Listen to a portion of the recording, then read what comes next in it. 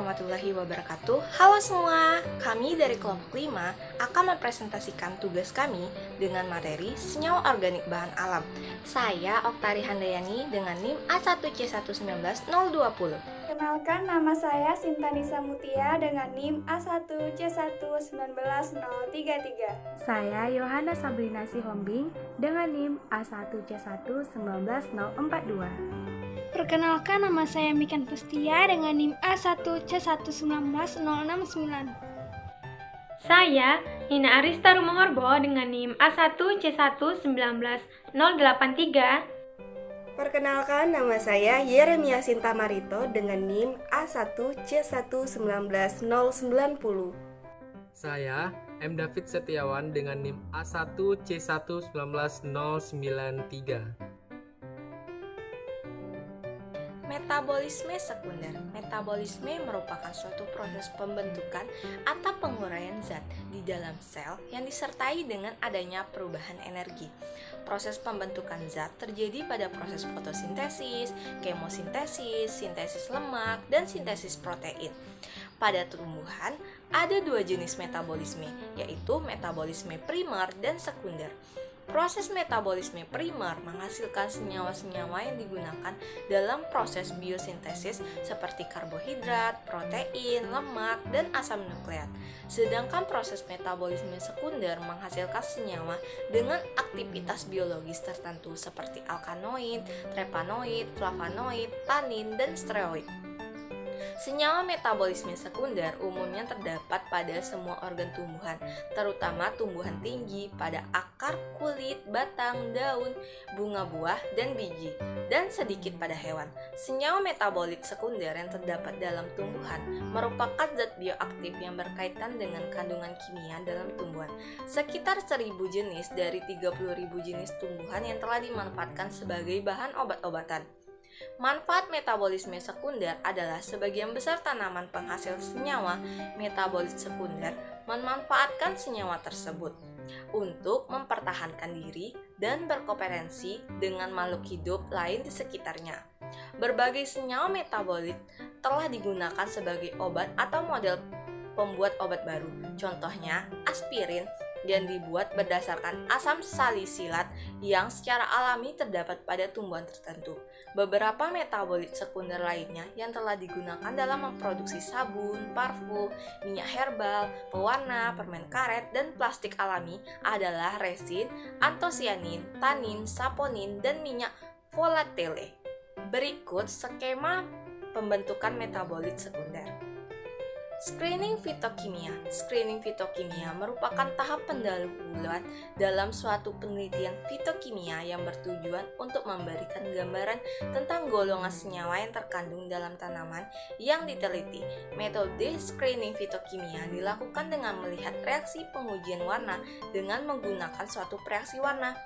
Hal penting yang berperan dalam screening fitokimia adalah pelarut dan metode ekstraksi. Screening fitokimia merupakan analisis kualitatif yang terdapat senyawa-senyawa metabolit sekunder. Suatu ekstrak dari bahan alam terdiri atas berbagai macam metabolit sekunder yang berperan dalam aktivitas biologisnya. Senyawa dapat diidentifikasi dengan reaksi-reaksi yang mampu memberikan ciri khas dari setiap golongan dari metabolit sekunder. Penapisan kimia adalah pemeriksaan kandungan kimia secara kualitatif untuk mengetahui golongan senyawa yang terkandung dalam suatu tumbuhan. Pemeriksaan dilakukan pada senyawa metabolit sekunder yang memiliki khasiat bagi kesehatan seperti alkaloid, flavonoid, terpenoid, tanin, dan saponin. Pendekatan fitokimia meliputi analisis kualitatif kandungan kimia dalam tumbuhan atau bagian tumbuhan seperti akar, batang, daun, bunga, buah, dan juga biji. Terutama kandungan metabolit sekunder yang bioaktif yaitu alkaloida, anthraquinone, flavonoida, glikosida jantung, saponin atau steroid, dan hiperpenoid. Tanin atau polifenolat, minyak atsiri atau terpenoid, iridoid, dan sebagainya. Dengan tujuan pendekatan screening fitokimia adalah untuk mensurvei tumbuhan untuk mendapatkan kandungan bioaktif atau kandungan yang berguna untuk pengobatan. Di sini ada metode yang digunakan atau dipilih untuk melakukan screening fitokimia. Nah, yang pertama itu harus sederhana, cepat, dapat dilakukan dengan peralatan minimal, selektif terhadap golongan senyawa yang dipelajari, dan yang terakhir itu bersifat semi kuantitatif, yaitu memiliki batas kepekaan untuk senyawa yang dipelajari. Nah, selanjutnya di sini dapat memberikan keterangan tambahan atau tidaknya senyawa dari golongan senyawa yang dipelajari. Golongan senyawa kimia dapat ditentukan dengan cara yang pertama itu dengan uji warna, yang kedua ada penentuan kelarutan, dan yang ketiga bilangan RF, dan juga yang keempat ciri spektrum UV. Namun secara umum, penentuan golongan senyawa kimia dilakukan dengan cara uji warna dengan menggunakan reaksi yang spesifik karena dirasakan lebih sederhana. Senyawa kimia berdasarkan asal biosintesis, sifat kelarutan, gugus fungsi digolongkan menjadi yang pertama itu adanya senyawa fenol bersifat hidrofil, biosintesisnya berasal dari asam sikimat terpenoid, berasal dari lipid, biosintesisnya berasal dari isopentil pirofosfat, asam organik, dan juga lipid dan sejenisnya. Biosintesisnya berasal dari asetat. Yang kedua itu senyawa nitrogen, bersifat basa dan bereaksi positif terhadap ninhidrin atau Bregendorf, gula dan turunannya makromolekul. Umumnya memiliki bobot molekul yang tinggi. Sedangkan berdasarkan biogenesisnya, senyawa bahan alam dikelompokkan menjadi yang pertama itu asetogenin. Nah, di sini flavonoid, lipid, ligan, dan quinokarbohidrat, monosakarida, oligosakarida, dan polisakarida. Yang kedua ada isoprenoid, yaitu terpenoid, steroid, dan karotenoid. Yang ketiga itu senyawa mengandung nitrogen, yaitu alkaloid, asam amino, protein, dan nukleat. Baik, selanjutnya ada identifikasi senyawa aktif bahan alam. Nah, di sini identifikasi suatu kandungan tumbuhan setelah kandungannya diisolasi dan dimurnikan, pertama-tama harus ditentukan dulu golongannya, kemudian baru ditentukan jenis senyawanya. Nah, golongan senyawa biasanya dapat ditentukan dengan uji warna, penentuan kelarutan, bilangan RF, dan ciri spektrum UV. Identifikasi dengan sinyal X-ray dapat menentukan struktur kimia dan sterokimianya. Nah, berikut adalah senyawa terpen. Kita dapat melihat pada gambar berikut. Nah, awalnya merupakan suatu golongan senyawa yang hanya terdiri dari atom C dan H dengan perbandingan 5:8 dengan rumus empirisnya C5H8 atau unit isoprena yang bergabung secara head to tail atau kepala ekor. Dapat kita lihat pada gambar merupakan contoh dari monoterpenes. Nah, selanjutnya yaitu menggunakan reaksi warna. Di sini uji sterol dan triterpenoid adalah ekstrak metanol dilarutkan di dalam klorofrom, disaring dan difiltrat, diuji untuk sterol dan triterpenoid. Nah, di sini uji Salkowski, beberapa tetes asam sulfat pekat ditambahkan ke dalam klorofrom dan diamati untuk warna merah dilapisi bawah untuk steril dan warna kuning keemasan menunjukkan adanya triterpenoid. Berikutnya yaitu ada Lieberman-Burchard test, itu adalah beberapa tetesan hidrida asetat ditambahkan ke dalam larutan klorofrom lalu dikocok dan diteteskan 1 ml asam sulfat pekat dengan hati-hati ditambahkan dari sisi tabung reaksi. Nah, jika berwarna coklat kemerahan menunjukkan adanya sterol dan cincin merah menunjukkan adanya triterpenoid. Selanjutnya kita masuk pada alkaloid. Alkaloid adalah suatu senyawa atau golongan yang organik yang terbanyak ditemukan di alam. Alkaloid ini umumnya ditemukan dalam kadar yang kecil dan harus dipisahkan dari campuran yang senyawa yang rumit yang berasal dari jaringan tumbuhan. Alkaloid ini tidak mempunyai tanaman yang sistematik, oleh karena itu suatu alkaloid ini dinyatakan dengan nama trivial, misalnya quinin, morfin, dan strychnine. Alkaloid mempunyai 3 uji, yaitu yang pertama uji Dragendorf, di mana beberapa tetes ini ditambahkan ke dalam larutan kloroform dan endapannya coklat kemerahan yang menunjukkan adanya alkaloid. Kemudian yang kedua yaitu uji Mayer, beberapa tetes reagen itu akan ditambahkan dengan larutan kloroform. Jika terbentuk endapan putih maka menunjukkan adanya alkaloid. Yang ketiga adalah uji Wagner, di mana beberapa larutan itu ditambahkan ke dalam larutan kloroform. Jika terbentuk endapan coklat akan menunjukkan adanya alkaloid. Kemudian kita masuk pada saponin, di mana saponin ini merupakan senyawa glikosida kompleks, yaitu senyawa hasil kondensasi suatu gula dengan suatu senyawa hidroksil organik yang apabila dihidrolisis akan menghasilkan gula atau glikon dan non-gula atau aglikon. Saponin ini adalah suatu glikosida yang mungkin ada pada banyak macam tanaman, yaitu dengan uji saponin dengan menggunakan foam test, di mana untuk 0,5 gram diekstrak ditambahkan 5 ml air suling dalam tabung reaksi. Larutan dikocok dengan buah dan diamati terbentuknya buih yang stabil. Buih itu dicampur dengan 3 tetes minyak zaitun dan dikocok dengan kuat. Setelah itu diamati untuk pembentukan emulsinya. Kita masuk pada senyawa flavonoid, di mana senyawa ini adalah senyawa polifenol yang banyak terdapat di alam. Flavonoid ini merupakan golongan senyawa bahan alam dari senyawa fenolik yang banyak merupakan sebagai pigmen tumbuhan. Flavonoid ini terdapat pada grup-grup dari unsur-unsur polifenol yang terdapat pada kebanyakan tumbuhan seperti biji, kulit buah atau kulit kayu dan bunga. Sejumlah besar tumbuhan obat ini dapat mengandung flavonoid. Senyawa flavonoida adalah suatu kelompok senyawa fenol yang terbesar yang ditemukan di alam. Senyawa-senyawa ini merupakan zat warna merah, ungu, dan biru dan sebagai warna kuning dalam tumbuh-tumbuhan. Flavonoid ini mempunyai kerangka dasar karbon yang terdiri dari 15 atom karbon, di mana 2 cincin benzen C6 terikat pada suatu rantai propana C3 sehingga membentuk suatu susunan C6, C3, C6. Susunan ini menghasilkan 3 jenis struktur senyawa flavonoida. Contoh senyawa flavonoida diantaranya adalah isoflavonoida. Flavonoid ini merupakan senyawa fenol yang terbesar yang ada. Senyawa ini terdiri dari lebih dari 15 atom karbon yang sebagian besar bisa ditemukan dalam kandungan tumbuhan. Flavonoid ini juga dikenal sebagai vitamin P dan citrin dan merupakan pigmen yang diproduksi oleh sejumlah tanaman sebagai warna pada bunga yang dihasilkan. Selanjutnya yaitu senyawa kumarin. Kumarin merupakan senyawa atsiri yang terbentuk terutama dari turunan glukosa non-atsiri saat penuaan atau pelukaan. Hal ini penting terutama ada tumbuhan alfalfa dan semanggi manis, di mana kumarin menyebabkan timbulnya aroma yang khas sesaat setelah kedua tumbuhan itu dibabat. Para peneliti telah mengembangkan aglur semanggi tertentu yang mengandung sedikit kumarin dan strain lainnya yang mengandung kumarin dalam bentuk terikat. Semua galur itu secara ekonomi sangat penting karena kumarin bebas dari perubahan menjadi produk yang beracun di kumarol jika semanggi rusak selama penyimpanan. Selanjutnya yaitu identifikasi kumarin. Adanya kumarin ditunjukkan dengan adanya fluoresensi hijau atau biru pada sinar UV. Selanjutnya yaitu senyawa kuinon. Kuinon adalah senyawa berwarna dan mempunyai kromofor dasar seperti kromofor pada benzokuinon yang terdiri atas 2 gugus karbonil yang berkonjugasi dengan 2 ikatan rangkap karbon-karbon. Uji identifikasi kuinon yaitu suatu saat yang mengandung kuinon akan memberikan hasil positif berupa larutan berwarna kuning bila ditambahkan dengan NaOH. Selanjutnya yaitu senyawa tanin.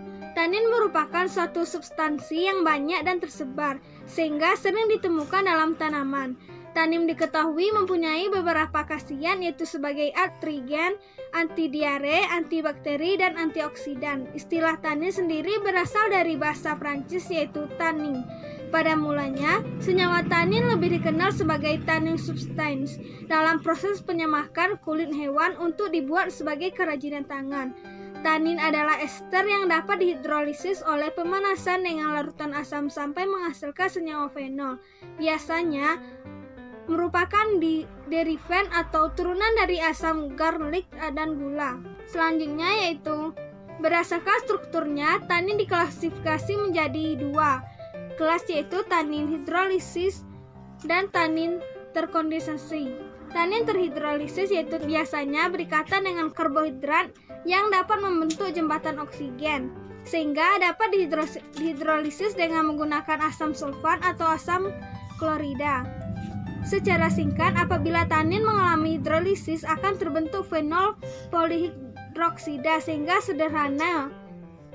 Yang selanjutnya yaitu tanin terkondensasi. Tanin terkondensasi biasanya tidak dapat terhidrolisis, melainkan terkondensasi di mana menghasilkan asam klorida.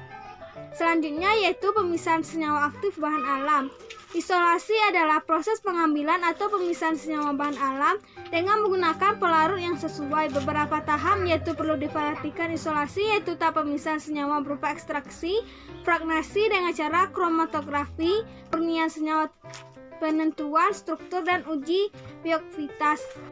Saya akan melanjutkan presentasi mengenai pemisahan senyawa bioaktif bahan alam. Yang pertama ada destilasi. Destilasi adalah cara pemisahan zat cair dari campurannya berdasarkan perbedaan titik didih atau berdasarkan kemampuan zat untuk menguap, di mana zat cair dipanaskan hingga titik didihnya serta mengalirkan uap ke dalam alat pendingin atau kondensor dan mengumpulkan hasil pengembunan sebagai zat cair. Prinsip dari destilasi adalah penguapan dan pengembunan kembali uap dari tekanan dan suhu tertentu. Tujuan dari destilasi adalah pemurnian zat cair pada titik didihnya dan memisahkan cairan dari zat padat. Yang kedua adalah isolasi.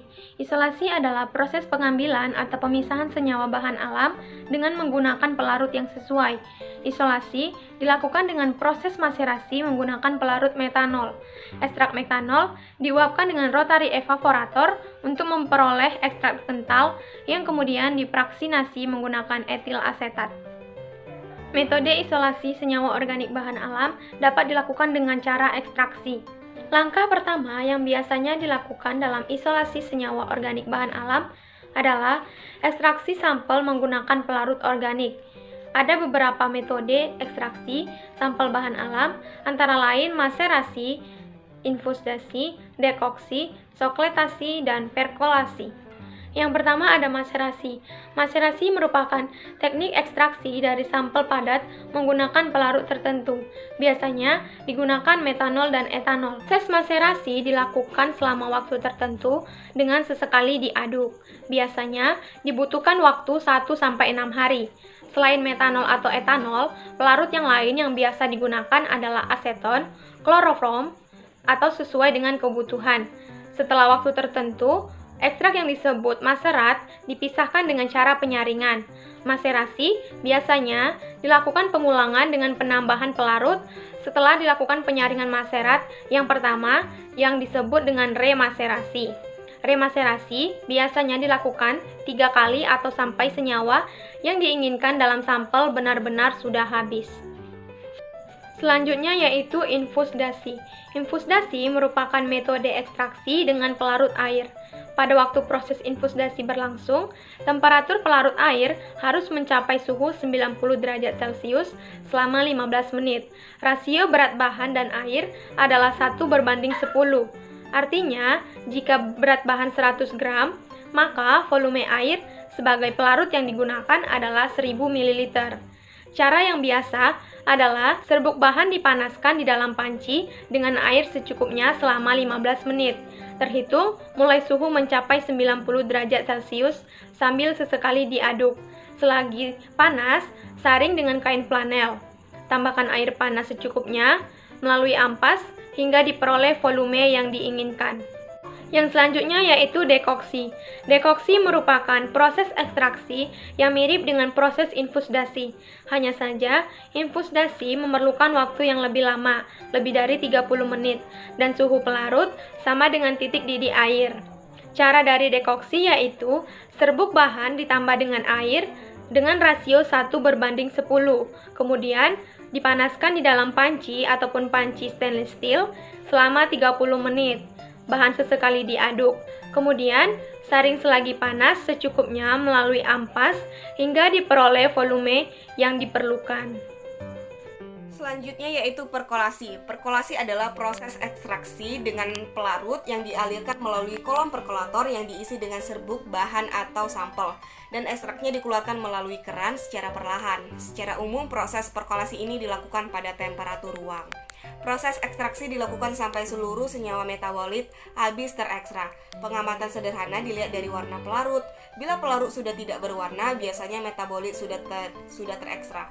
Waktu kontak pelarut dengan sampel serta temperatur dari pelarut mempengaruhi efektivitas ekstraksi. Selanjutnya adalah sokletasi. Sokletasi merupakan proses ekstraksi dengan menggunakan pelarut yang selalu baru, yang umumnya dilakukan dengan alat khusus soklet sehingga terjadi ekstraksi konstan dengan adanya pendingin balik. Caranya yaitu serbuk bahan ditempatkan pada selongsong dengan pembungkus kertas saring, lalu ditempatkan pada alat soklet yang telah dipasang labu di bawahnya. Tambahkan pelarut sebanyak 2 kali sirkulasi. Pasang pendingin balik, panaskan labu. Ekstraksi berlangsung minimal 3 jam dengan interval sirkulasi kira-kira 15 menit. Selanjutnya yaitu kegunaan dan manfaat senyawa aktif bahan alam. Yang pertama yaitu kumarin. Kumarin dalam bentuk berbeda-beda, banyak terdapat pada rempai dan sayuran.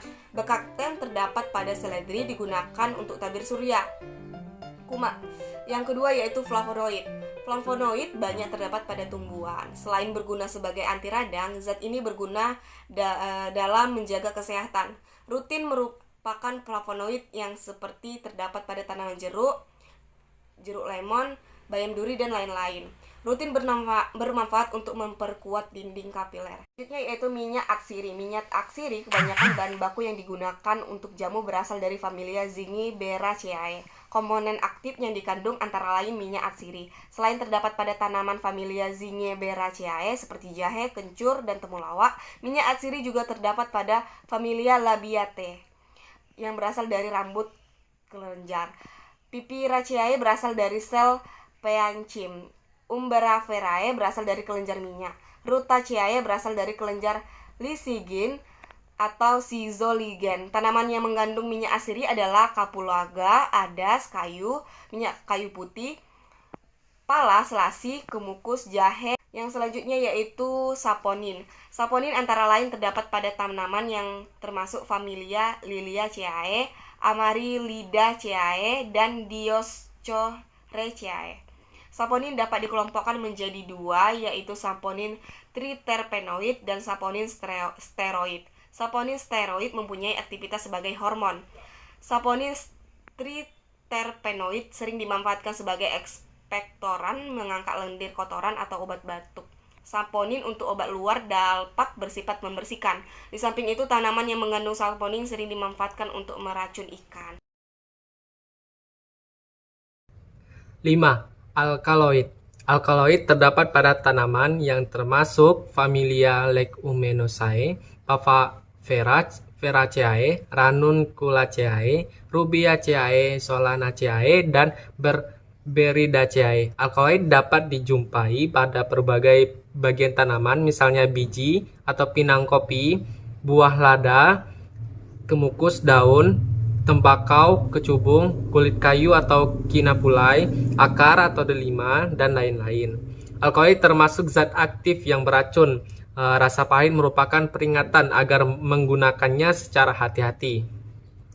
Alkaloid digunakan untuk berbagai penyakit. Alkaloid pada tanaman, tapak darah sering digunakan untuk pengobatan kanker.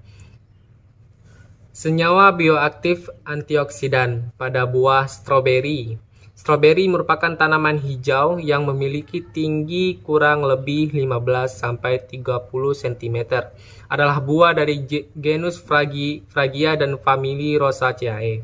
Buah stroberi diklasifikasikan berdasarkan jumlah kromosomnya.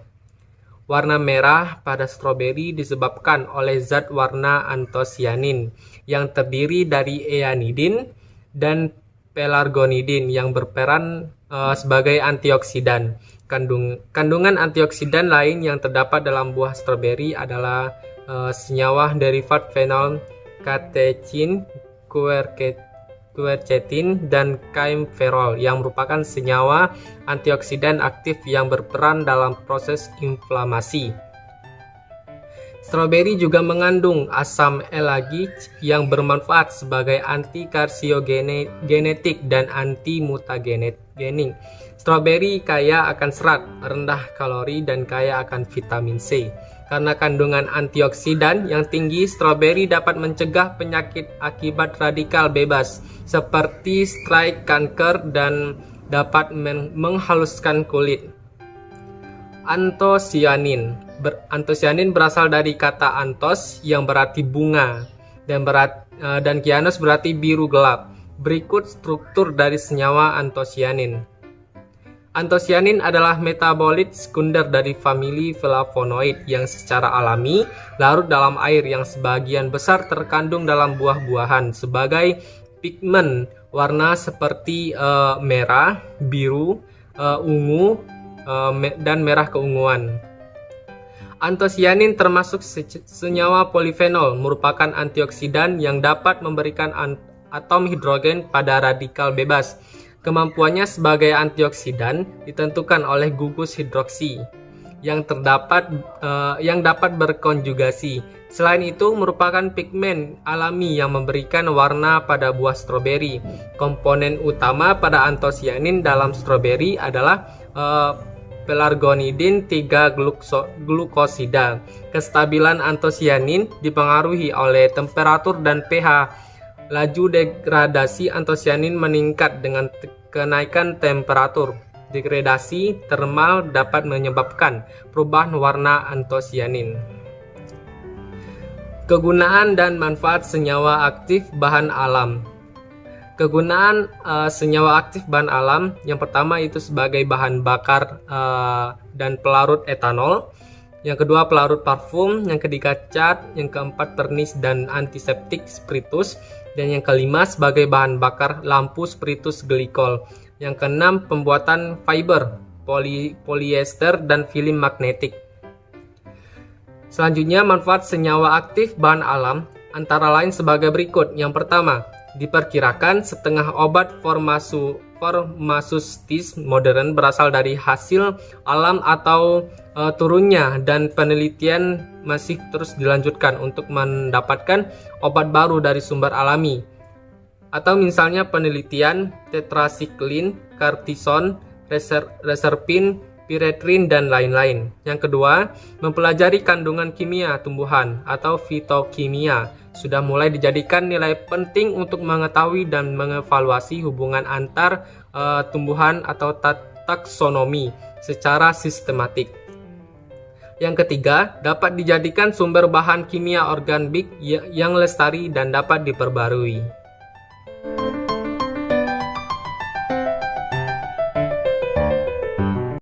Baik, kami dari kelompok 5 akan membuka sesi tanya jawab. Untuk sesi pertama, kami membuka 4 pertanyaan kepada teman-teman yang ingin bertanya. Dipersilakan. Izin bertanya, moderator. Dipersilakan, Saudari Elizabeth. Baik, saya Elizabeth J. Silaban dengan NIM A1C1190996 ingin bertanya kepada kelompok kimiaji. Glukosa adalah metabolit primer untuk bahan energi kehidupan dan darinya berbagai metabolit sekunder juga berasal. Nah, apa keuntungan metabolit sekunder jika digunakan sebagai bahan baku obat dibandingkan dengan molekul-molekul besar? Terima kasih, saya kembalikan kepada moderator. Terima kasih Elizabeth. Kepada teman-teman yang lain yang ingin bertanya, dipersilakan. Izin bertanya, moderator. Dipersilakan Saudari Ruth Irka. Saya Reptila Angel dengan NIM A1C11948 ingin bertanya kepada kelompok 5. Bagaimana cara senyawa saponin mengkondensasi suatu gula dengan suatu senyawa hidroksil organik? Terima kasih, kembali ke moderator. Terima kasih Saudari Ruth Irangel. Kepada teman-teman yang ingin bertanya, dipersilakan. Izin bertanya, moderator. Persilakan Saudari Indriani. Baik, terima kasih kepada moderator. Saya Indriani. Saya akan bertanya kepada kelompok 3. Pertanyaan saya, bagaimana suatu senyawa bahan alam dapat diketahui alur biosintesisnya? Lalu berikan contoh di mana letak peran penting suatu metabolit sekunder dalam suatu tumbuh-tumbuhan. Terima kasih, saya kembalikan kepada moderator. Baik, terima kasih Saudari Indri. Dipersilakan kepada Saudari Marhaini. Baiklah, saya Marhaini Maisura dengan NIM 060 ingin bertanya kepada kelompok 5. Pertanyaannya adalah bagaimana hubungan dari struktur yang dimiliki oleh senyawa organik bahan alam terhadapnya atau kegunaannya dalam kehidupan sehari-hari. Sekian, terima kasih. Baik, terima kasih kepada teman-teman yang bertanya pada sesi pertama ini. Untuk pertanyaannya Ruth Ira Angel akan dijawab oleh Miken. Padanya dipersilakan. Baik, terima kasih moderator. Saya akan mencoba menjawab pertanyaan dari Ruth Ira Angel.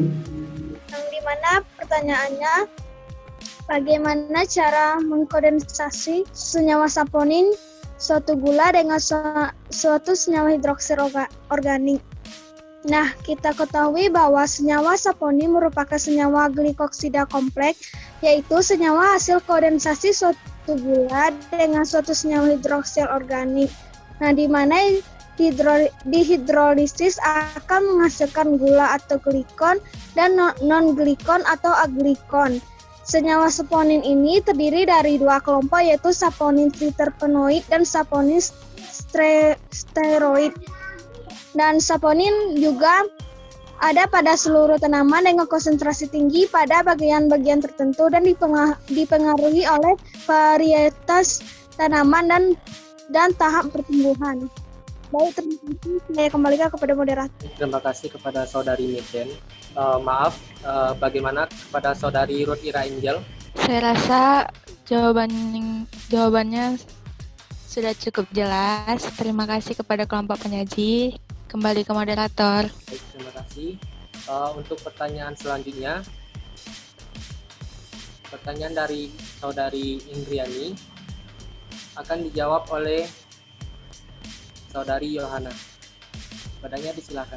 Baiklah, saya Yohana Sabrina dengan NIM 042 akan menjawab pertanyaan dari saudari Indriani, di mana pertanyaannya adalah bagaimana idenya suatu senyawa bahan alam itu dapat diketahui alur biosintesisnya. Untuk yang pertanyaan itu, alur biosintesik itu bisa dilacak, salah satunya itu dengan eksperimen menggunakan pemberian prekursor berlabel.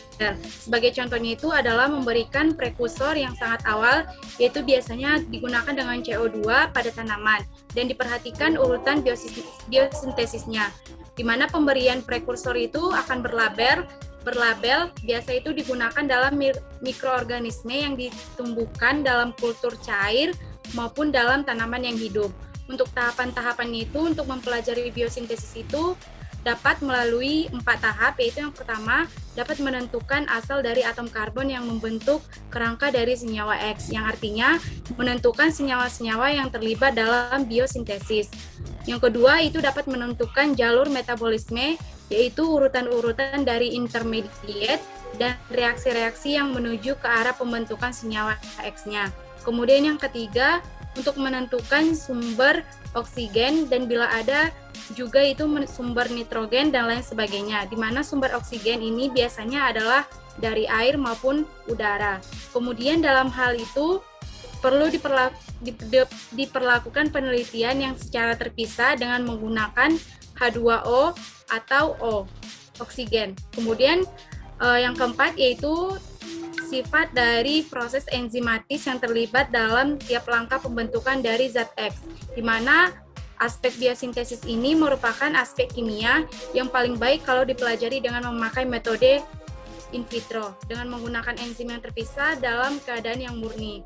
Untuk menjawab soal yang kedua, yaitu memberikan contoh di mana letak peran penting suatu metabolit sekunder dalam suatu tumbuh-tumbuhan, yaitu contohnya itu adalah dalam metabolisme ini akan menghasilkan suatu metabolit, di mana metabolit sekunder itu dapat dibedakan dari metabolisme primer atas dasar kriteria, yaitu yang pertama penyebarannya lebih terbatas dan terdapat terutama pada tumbuhan dan mikroorganisme itu memiliki karakteristik untuk tiap genre, spesies, atau strain tertentu. Untuk contohnya itu pada beberapa reaksi yang secara umum penting dalam metabolisme sekunder, yaitu yang pertama penkopelan atau coupling oksidatif fenol, yang kedua adalah metilasi, yang ketiga adalah hidrolisasi substrat aromatik, yang keempat adalah hidrolisasi pada atom-atom karbon jenuh. Demikian dari jawaban saya atas pertanyaan Indriani. Saya kembalikan kepada moderator. Baik, terima kasih saudari Yohana. Bagaimana saudari Indriani dengan jawaban yang telah dipaparkan oleh saudari Yohana? Baik, terima kasih kepada moderator dan terima kasih juga kepada kelompok penyaji atas jawabannya. Saya rasa sudah memahaminya. Terima kasih. Untuk pertanyaan yang selanjutnya akan dijawab oleh Saudari Yeremia. Padanya disilahkan. Baik, terima kasih moderator. Saya akan menjawab pertanyaan dari Marhaini Maizura. Kimia bahan alam merupakan bagian terpenting dari ilmu kimia organik yang sudah kita ketahui, yang mempelajari berbagai jenis senyawa dari sumber-sumber organik, baik tumbuhan, hewan, maupun mikroorganisme. Nah, bahan alam adalah dalam perkembangan kimia bahan alam, terutama tertuju pada pembentukan struktur dan menyelidiki sifat-sifat metabolit sekunder seperti terpenoid, poliketida, flavonoid, steroid, dan alkaloid, melakukan pemisahan pemurnian yang akhirnya menganalisis senyawa-senyawa yang dihasilkan dari sel-sel hidup, serta menentukan struktur molekul senyawa-senyawa yang dihasilkan. Struktur molekul dari senyawa-senyawa tersebut mempunyai variasi yang luas.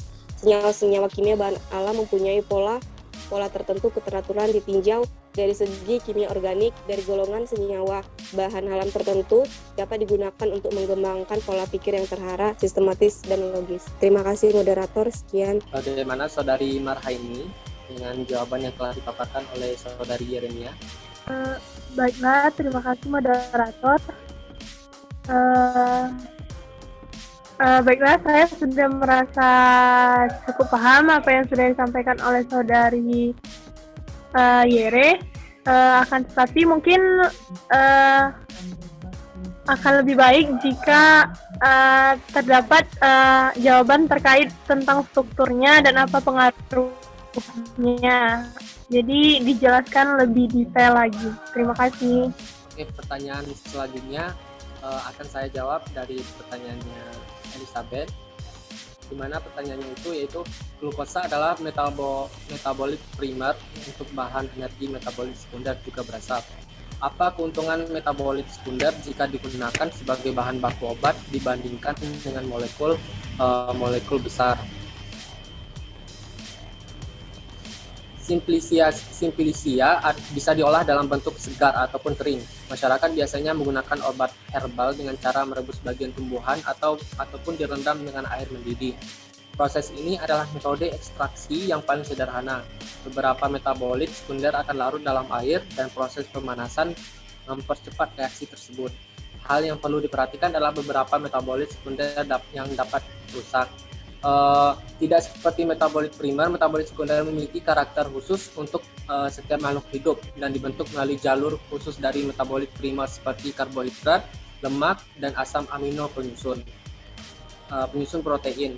Metabolit sekunder dihasilkan oleh organisme tertentu yang tidak mempunyai fungsi umum di dalam proses kehidupan, tetapi mungkin penting untuk organisme yang menghasilkan. Apabila metabolit primer bersifat sama pada semua organisme hidup, maka metabolit sekunder umumnya bersifat spesifik pada organisme tertentu. Baik, kepada Saudari Elizabeth, bagaimana atas jawaban yang telah saya paparkan? Baik, terima kasih kepada kelompok penyaji yang sudah menjawab pertanyaan saya. Saya sudah mengerti, saya kembalikan kepada moderator. Baik, terima kasih. Untuk sesi kedua, dipersilakan kepada teman-teman yang ingin bertanya.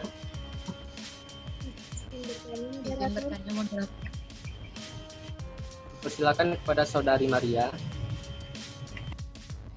Baiklah, terima kasih kepada moderator. Baiklah, nama saya Maria Andriani Sinaga dengan NIM A1C11957. Pertanyaannya, bagaimana perbedaan dan mekanisme yang terdapat pada senyawa saponin triterpenoid dengan senyawa saponin steroid? Kembali. Baik, terima kasih Maria. Untuk teman-teman lain ingin bertanya, dipersilakan. Izin bertanya moderator. Dipersilakan kepada Saudari Riza. Baiklah, saya Riza Aulia dengan NIM 018. Jadi pertanyaan saya, apa saja ciri khas yang membedakan senyawa flavonoid dengan senyawa organik bahan alam lainnya? Tolong jelaskan. Terima kasih Riza. Kepada Saudara Wilianda, dipersilakan. Baik, terima kasih moderator. Perkenalkan nama saya William Dezki dengan NIM A1 119.024. Di sini saya mau bertanya, dalam mengidentifikasi senyawa aktif bahan alam, nah bagaimana cara kita agar dapat mengetahui klasifikasi dari senyawa alkaloid? Terima kasih moderator. Baik, terima kasih Saudara Willy. Untuk pertanyaannya Maria akan dijawab oleh Saudari Nina. Kepadanya dipersilakan.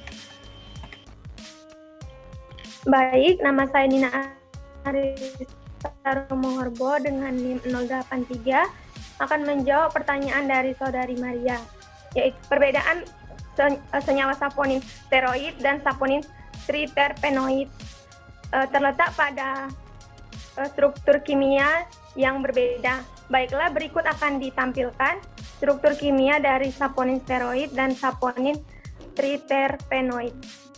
Selain dari struktur kimia yang berbeda, saponin steroid dan saponin triterpenoid juga memiliki perbedaan, yaitu saponin steroid tersusun atas steroid C27 dengan molekul karbohidrat.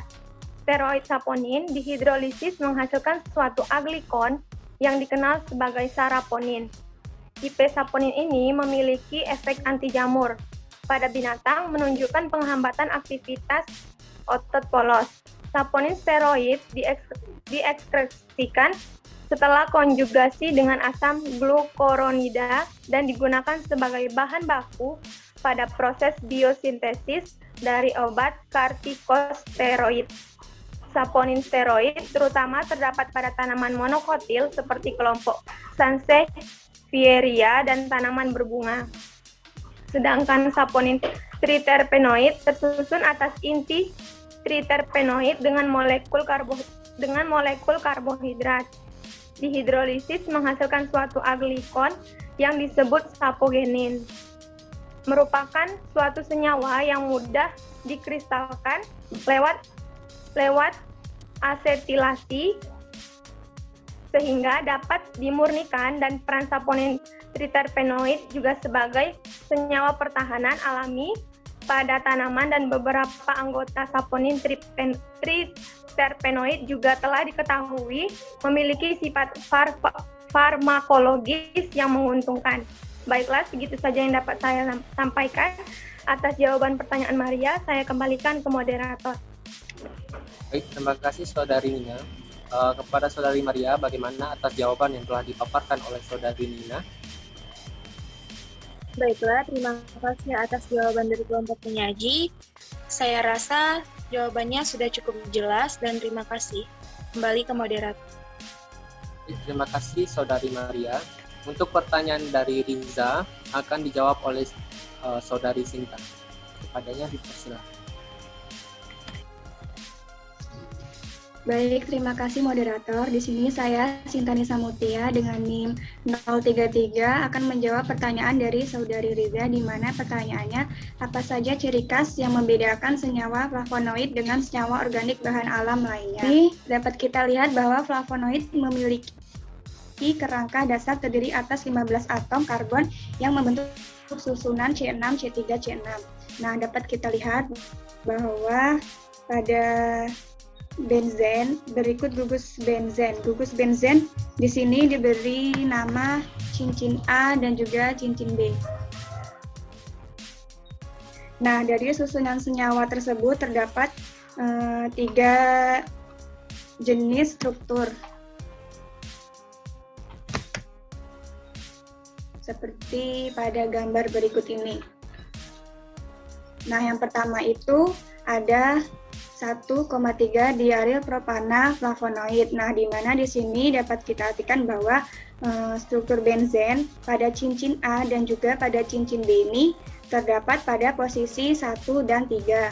Begitu juga pada isoflavonoidnya, yaitu benzen cincin A dan juga benzen cincin B terdapat pada posisi 1 dan 2. Dan untuk neoflavonoid ini cincin A dan juga cincin B ini terdapat pada posisi 1. Untuk contoh lainnya yaitu pada golongan flavonoid Pada antosianin ini penyebarannya pigmen merah dan biru pada bunga daun dan jaringan lain. Itu ciri khasnya larutan dalam air gamma maksimal 515 sampai 545 nm bergerak dengan BAA pada KKT. Selanjutnya ada perwantosianidin, yaitu pada penyebaran tak berwarna dalam daun tumbuhan berkayu. Nah, di sini memiliki ciri khas menghasilkan antosianidin atau diekstraksi dengan amil alkohol bila jaringan dipanaskan dalam HCl 2 molar selama setengah jam. Selanjutnya itu ada flavonol. Nah, di sini penyebarannya terutama kopigmen tak warna pada bunga sianik itu tersebar luas dalam daun. Nah, ciri khasnya ini setelah hidrolisis berupa bercak kuning redup pada kromatogram forestal bila disinari dengan sinar UV, maka gammanya maksimal 350 sampai 386 nm. Selanjutnya ada flavon, seperti pada penyebaran flavonol. Di sini ciri khasnya setelah hidrolisis berupa bercak coklat redup pada kromatogram forestal bila disinari dengan sinar UV, maka gammanya maksimal 330 sampai 350 nm. Selanjutnya ada glikoflavon, penyebarannya seperti flavonol. Di sini ciri khasnya mengandung gula yang terikat melalui ikatan tunggal C, bergerak dengan mengembang air, tidak seperti flavon biasa. Selanjutnya ada biflavonil. Dan di sini penyebarannya ada tak berwarna hampir seluruh, terbatas pada gimnosperme. Di sini ciri khasnya pada kromatogram BAA berupa bercak redup dengan RF tinggi. Selanjutnya ada kalvon dan auron. Di sini penyebarannya pigmen warna kuning kadang-kadang terdapat pada jaringan lain. Dengan ciri khasnya dengan uap amino berwarna merah dengan gamma maksimal 370 sampai 410 nm. Selanjutnya itu ada flavanon. Nah, di sini penyebarannya tak berwarna dalam bunga, daun, rintang atau jaringan lainnya atau sirtus. Di sini ciri khasnya berwarna merah kuat dengan maksimal HCl, kadang-kadang rasanya sangat pahit. Selanjutnya ada isoflavon. Itu penyebarannya tak warna, seringkali dalam akar, hanya terdapat dalam suku Leguminous. Ciri khasnya bergerak pada kertas dengan mengembang air, terkadang uji warna yang khas. Mungkin sekian jawaban yang dapat saya sampaikan. Saya kembalikan kepada. Baik, terima kasih Saudari Sinta. Bagaimana Saudari Riza atas jawaban yang telah dipaparkan oleh Saudari Sinta? Baik, jawabannya cukup jelas dan Terima kasih Saudari Riza. Oke, untuk pertanyaan terakhir akan dijawab oleh Saudari Oktari Handayani. Adanya dipersilahkan. Baiklah, saya akan menjawab pertanyaan dari Saudara Wilianda Rezeki, yang mana dalam mengidentifikasi senyawa bahan alam, bagaimana cara kita agar dapat mengetahui klasifikasi dari senyawa alkanoid.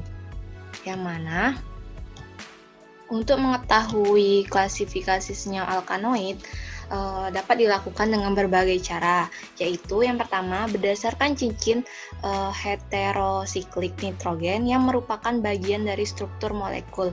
Berdasarkan hal tersebut, maka alkanoid dapat dibedakan atas beberapa jenis seperti alkanoid, pirolidin, alkanoid, piperidin, alkanoid isoquinolin, alkanoid quinolin, dan alkanoid indol. Kemudian yang kedua yaitu berdasarkan jenis tumbuhan di mana alkanoid ditemukan. Cara ini digunakan untuk menyatakan jenis alkanoid yang pertama-tama ditemukan pada suatu jenis tumbuhan.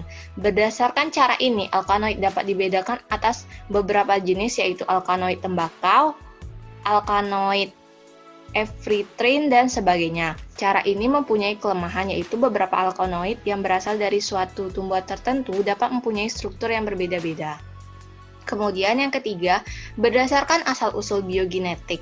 Cara ini sangat berguna untuk menjelaskan hubungan antara berbagai alkanoid yang diklasifikasikan berdasarkan jenis cincin heterosiklik. Dari biosintesis alkanoid menunjukkan bahwa alkanoid berasal dari hanya beberapa asam amino tertentu saja. Berdasarkan hal tersebut, maka alkanoid terbagi menjadi 3 jenis tiga jenis utama, yaitu yang pertama alkanoid alisiklik, yang kedua alkanoid aromatik, yang ketiga alkanoid aromatik jenis indol yang berasal dari tritofan. Kemudian untuk klasifikasi dari alkanoid sendiri dapat dilihat pada share screen. Nah, yang pertama yaitu alkanoid sebenarnya atau true alkanoid, yang mana alkanoid jenis ini memiliki kerangka cincin heterosiklik yang mengandung asam nitrogen. Biosintesis alkanoid jenis ini berasal dari asam amino, yang mana contoh terdapat pada share screen. Kemudian yang kedua yaitu protoalkanoid, yang mana alkanoid jenis ini tidak memiliki cincin heterosiklik yang mengandung atom nitrogen yang mempunyai turunan asam amino. Dapat dilihat contohnya. Kemudian yang ketiga yaitu pseudoalkanoid. Alkanoid ini jenis ini mengandung cincin heterosiklik yang mengandung atom nitrogen, namun bukan turunan dari asam amino. Dapat dilihat contohnya. Baiklah, sekian jawaban dari saya kembalikan ke moderator. Terima kasih Saudari Oktari. Bagaimana Wiliana Rizky atas jawaban yang dipaparkan oleh Saudari Oktari Handayani? Terima kasih kepada kelompok penyaji, jawabannya sudah cukup jelas. Saya rasa saya sudah mengerti. Baiklah, terima kasih kepada teman-teman yang bertanya dan kepada kelompok penyaji yang menjawab. Semoga ilmu ini dapat bermanfaat dan menambah wawasan pengetahuan kita semua. Lebih dan kurang saya mohon maaf dan saya akhiri. Wabillahi taufiq wal hidayah. Wassalamualaikum warahmatullahi wabarakatuh. Waalaikumsalam warahmatullahi wabarakatuh. Terima kasih moderator.